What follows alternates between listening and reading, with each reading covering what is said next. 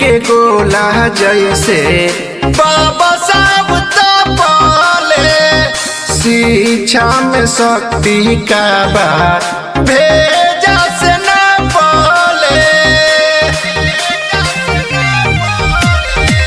त्याग के गोला जैसे बाबा साहब तपाले।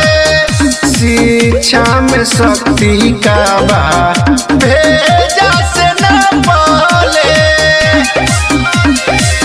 झूठा हूँ के कोशिश करबे मेहनत बेकार जाई रे।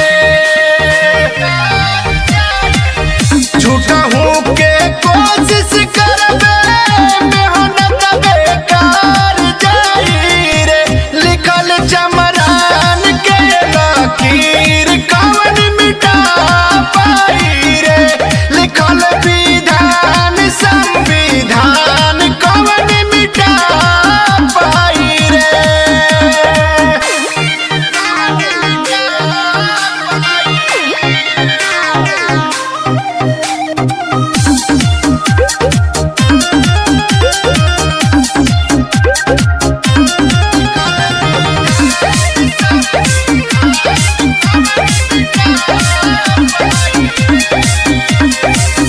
जिंदगी के सुख सबे बहुजन पे लुटावाले।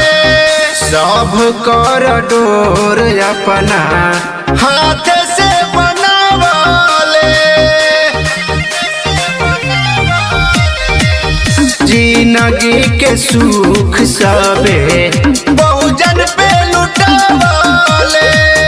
सब कर डोर अपना हाथ बनावाले।